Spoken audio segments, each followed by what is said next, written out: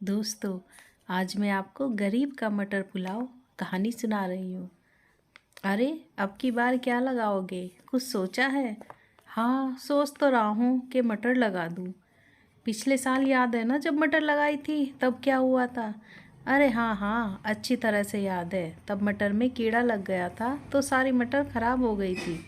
पर इस बार तो मैं पहले से ही दवाई छिड़क दूँगा। वो तो ठीक है, पर फिर इतनी मटर का हम करेंगे भी तो क्या? अरे, मटर की पुलाव बनाएंगे और मज़े से खाएंगे। हा हा हा हा हा हा हा हा हा। रामू की बात पे उसकी पत्नी रमा भी हंस दी। सर्दियाँ आने वाली थी और रामू ने सोचा कि इस बार वह मटर की खेती करेगा।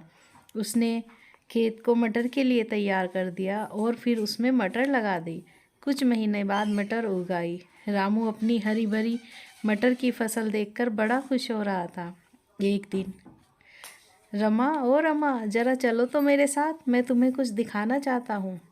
अरे, पर अभी तो घर का सारा काम ऐसे ही पड़ा है। अरे छोड़ो काम को, ये तो बाद में कर लेना।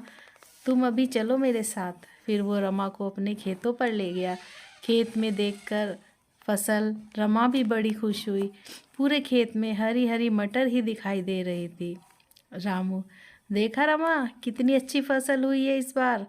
अब मैं इसे बाज़ार में जाकर बेचूंगा तो इस बार इसके अच्छे पैसे मिल जाएंगे। और मैंने तो ये भी सोच लिया है कि उन पैसे का सबसे पहले करना क्या है। सबसे पहले मैं अपनी छत बारिश में जो टपकती है ना, उसको सबसे पहले ठीक करवाऊंगा। अच्छा, तुम्हें भी कुछ चाहिए तो बता दो। रमा कहती है, हाँ हाँ, मुझे भी एक सूट दिला देना। रामू, हा, अरे बस, इस बार तो तुम दो दो सूट ले लेना। और बताओ। रमा, बस मुझे और कुछ नहीं चाहिए। इतनी अच्छी फसल को देखकर दोनों पति पत्नी सपने देखने लगे। दूसरी ओर सारे गांव में भी यह खबर आग की तरह फैल गई कि रामू की मटर की फसल बहुत अच्छी हुई है। एक दिन रामू के घर के बाहर एक कार आई। उसमें उस इलाके के विधायक थे, मनीराम। रामू, अरे विधायक जी, आपका कैसे आना हुआ मालिक? विधायक, मैं कैसे हो भाई रामू? हाँ मालिक, मैं ठीक हूँ।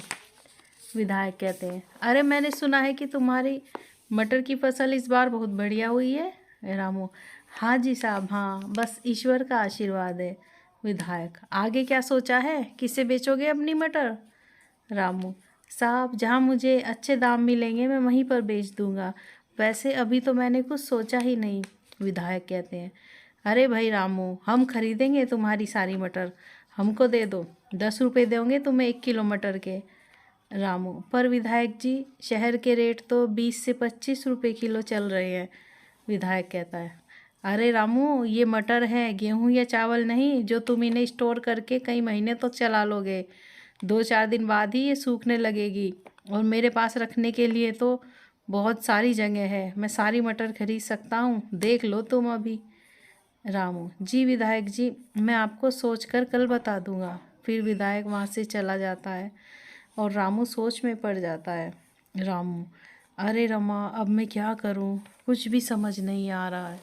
रमा कहती, हाँ जी, ये विधायक सब गरीबों के साथ ऐसा ही करता है। हमसे तो ये बहुत कम दाम में खरीद लेता है और फिर बाज़ार में ऊंचे दामों पर जाकर बेचता है।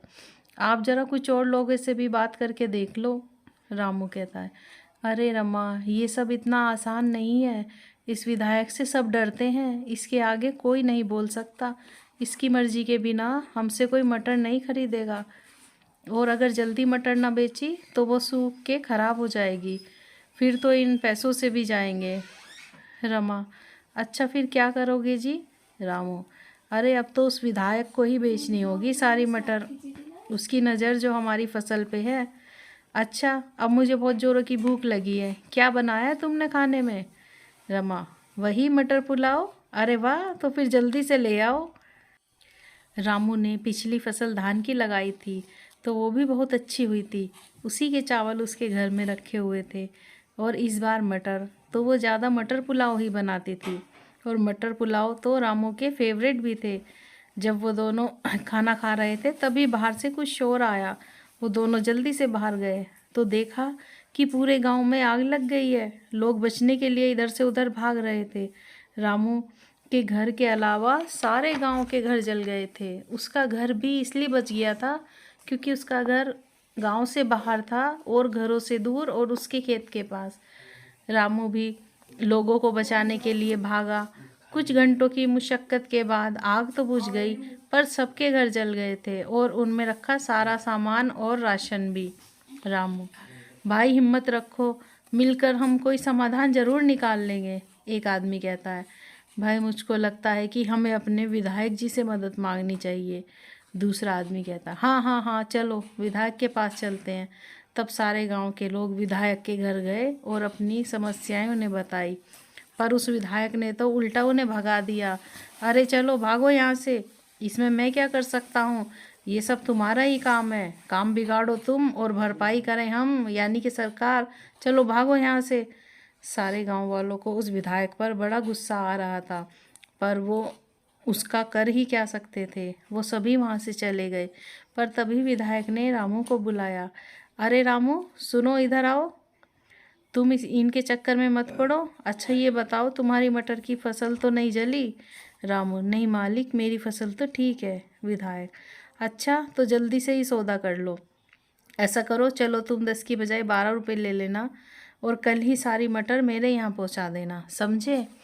रामू: वो विधायक जी, मुझे माफ़ कर दो, मैं आपको अपनी फसल नहीं दे सकूँगा।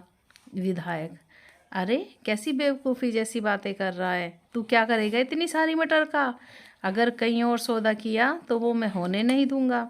रामू: अरे साहब, मैं चाहे नदी में डाल दूं, पर मैं अब आपको अपनी मटर नहीं दूंगा। रामू विधायक से बहुत नाराज़ था क्योंकि उसने गरीब गांव वालों की मदद नहीं की।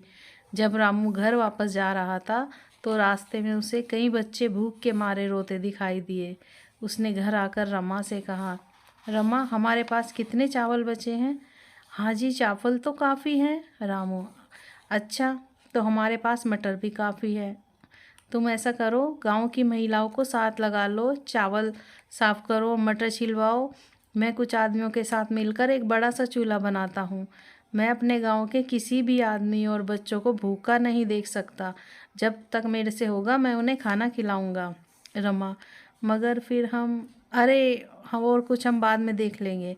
फिर रमा ने गांव की महिलाओं के साथ मिलकर मटर पुलाव बनाई और सारे गांव वालों को खिलाई। अगले कई दिन तक रमा के घर पर मटर पुलाव बनता और सारा गांव चाव से खाता। पूरा गांव उनको खूब दुआएं दे रहा था, पर चावल और मटर कब तक चलते? धीरे धीरे उनका राशन भी ख़त्म होने लगा।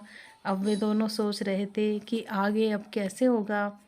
तभी एक दिन एक बड़ी सी कार और बहुत सारे पुलिस वाले के घर पर आए। रामू: अरे मुख्यमंत्री साहब, आप हमारे घर? राम राम साहब। अरे साहब अंदर आइए। नहीं नहीं, यहाँ पर बैठिए। तभी मुख्यमंत्री कहते हैं, अरे भाई बस करो, कंफ्यूज मत हो, आपने पहले ही इतना कुछ कर दिया है। आपके गांव में जो भी कुछ हुआ वह हम तक पहुंच गया है, पर अब किसी को कोई परेशानी नहीं होगी। मैंने डीएम साहब को ऑर्डर दे दिया है, वो इस गांव में सारी व्यवस्था करा देंगे। रामू: पर साहब अब तो हमें कुछ नहीं चाहिए, आपका बहुत बहुत धन्यवाद साहब। मुख्यमंत्री: पर हमें तुम्हारे जैसे लोग चाहिए अपने साथ, जो लोगों की सहायता कर सकें उनकी मुश्किल घड़ी में।